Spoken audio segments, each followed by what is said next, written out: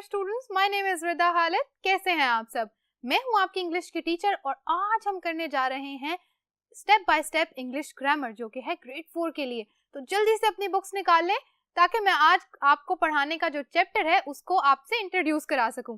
चलते हैं बोर्ड की तरफ, जहां आज का काम स्टार्ट करते हैं।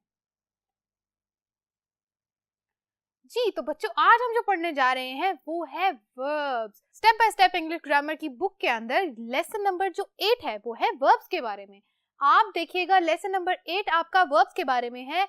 हम पढ़ेंगे वर्ब्स एक्चुअली होती क्या हैं, हमें तो नहीं पता। आइए बोर्ड पे लिखा हुआ पढ़ते हैं। A verb tells us what a person does. They are also called action words. Very good. अब वर्ब हमें क्या बताता है? व्हाट अ पर्सन डज, एक शख्स क्या कर रहा है, एक इंसान क्या कर रहा है, हमें ये कौन बताएगा? ये वर्ब, एक सेंटेंस में जो वर्ब होता है वो हमें बताता है कि जो जिसके बारे में ये सेंटेंस लिखा गया है वो क्या कर रहा है। ठीक है, उनको क्या कहा जाता है इन वर्ड्स को? बिल्कुल, इन वर्ड्स को कहा जाता है एक्शन वर्ड्स। अब एक्शन वर्ड्स आपने बहुत सारी तरह के सुने होंगे। ठीक है, कुछ आपको पास्ट में नजर आएंगे, कुछ प्रेजेंट में नजर आएंगे और कुछ फ्यूचर में। जैसा कि प्रेजेंट अगर वर्ब्स की मैं बात करूं तो आप लिखेंगे हिट, क्राई, स्पीक। अगर मैं पास्ट की बात करूं तो क्राइड, स्लेप्ट। ठीक है, ये हो गई पास्ट की। अगर फ्यूचर की बात करें सो ही रैन, स्लेप्ट, क्राइड। ठीक है, ओके, और विल क्राई, ये हमारी हो गई फ्यूचर की। यानी हर तरह की वर्ब्स हमारे पास अवेलेबल होती हैं। अब यहाँ इस बबल में देखें, हमें टेंस क्या बताता है? The tense of a verb shows time of an action. Time कैसे पता चलेगा? जब हम देखेंगे कि कोई वर्ब पास्ट में है तो हमें ये पता चल जाएगा कि ये पास्ट के टाइम में हुआ था, यानी कि ये काम ऑलरेडी हो चुका है। अगर तो हमें किसी वर्ब के एक्शन से ये पता चल रहा है कि वो प्रेजेंट में अभी हो रहा है या प्रेजेंट में हुआ है, तो आपको पता चल जाएगा कि इसका टाइम क्या है। एग्जैक्टली इसका टाइम है प्रेजेंट का। और अगर हम बात करें कि हमें कोई एक्शन ऐसा लग रहा है कि जो अभी ना हुआ है और ना कभी पीछे पास्ट में हुआ है और ना प्रेजेंट में, तो कब होगा? बिल्कुल, वो होगा फ्यूचर में। तो फ्यूचर में जाके जो होगा उसके से हमें पता चल जाएगा कि उस टेंस की जो टाइमिंग है वो क्या है, फ्यूचर की है। बिल्कुल। सो इस बात का मतलब भी हमें समझ आ गया कि जो टेंस है वो हमें किसी वर्ब का या किसी एक्शन का क्या बताता है? टाइम बताता है कि वो किस टाइम में हुई। अब टाइम 3 तरह के हैं, past, present and future. Very nice. अब एग्जांपल्स यहाँ मैंने वर्ब की कुछ लिखी, आइए इनको पढ़ते हैं। Number 1, Ravi hit the ball, the dog ate the meat, the ship sails on the sea. अब जो रेड में मैंने यहाँ वर्ड्स लिखे हैं बच्चों, ये रेड में वर्ड्स कौन से लिखे हैं? बिल्कुल, जो ये रेड वाले वर्ड्स हैं ये क्या है? ये हमारे हैं वर्ब्स। अब देखें, हिट, ये आपको बता रहा है ये क्या है? रवि हिट द बॉल, ये प्रेजेंट की है। ठीक है, मैं आगे पी लिख देती हूँ, PR, ताकि पता चले कि ये प्रेजेंट की बात हो रही है। जो ये वाला वर्ब है, the dog ate the meat, ate क्या है? Second form. Very good. तो ये हमें क्या हो गया? पता चल गया ये पास्ट टेंस है। ठीक है, ये पास्ट वर्ब्स लिखी हैं। The ship sails on the sea, again sails जो है ये क्या है हमारा? ये भी प्रेजेंट की बात हो गई। ठीक हो गया। तो ये हमें पता चल गया कि हमें वर्ब टेंसेस के अंदर टाइम भी पता चल गया। जब सेंटेंस के अंदर वर्ब्स लिखी जाती हैं तो हम बता सकते हैं कि उसकी टाइमिंग क्या है, जैसा कि पास्ट में हो सकता है, प्रेजेंट में हो सकता है और फ्यूचर में भी हो सकता है। ठीक है, आई होप स्टूडेंट्स आपको ये बात समझ में आ गई होगी। एक पॉइंट जो आज का रहता है वो है ऑनगोइंग एक्शन। अब देखें, प्रेजेंट में कुछ ऐसे अमल भी हो रहे होंगे जो अभी कॉन्टिन्यूसली चल रहे हैं, जैसा कि प्रेजेंट में आई एम टीचिंग यू, मैं आपको पढ़ा रही हूं। तो ये अमल, ये एक्शन अभी जारी है, ये कॉन्टिन्यूअस एक्शन है, अभी कॉन्टिन्यू हो रहा है। बिल्कुल। सो जो ऐसा कॉन्टिन्यूइंग एक्शन होता है, ऑनगोइंग एक्शन होता है, उसको कैसे लिखते हैं? हम वर्ब के साथ ing ऐड कर देते हैं। जैसे वर्ब मैंने आपको सामने बोली टू टीच, ठीक है, ये आ गई वर्ब। अगर मैं कहूं कि हम इसको लिखेंगे कि प्रेजेंट कॉन्टिन्यूस में, यानी कॉन्टिन्यूस ऑनगोइंग एक्शन में लिखें, तो कैसे लिखेंगे? वेरी गुड, हम लिखेंगे टीच एज इट इज और आज साथ लगा देंगे ing।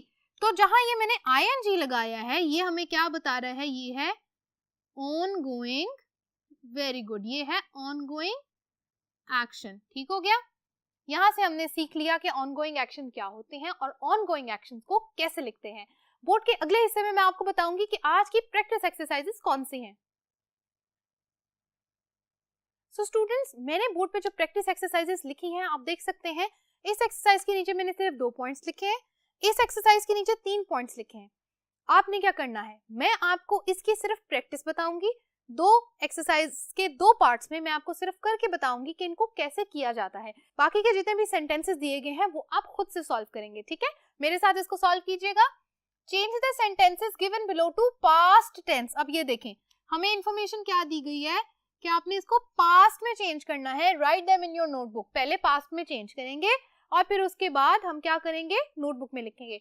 बच्चों, पास्ट में चेंज करने से पहले एक बहुत जरूरी काम है, वो ये कि सेंटेंस के अंदर से पहले हम आइडेंटिफाई करें, हमें पता चले कि एक्चुअली वर्ब है क्या।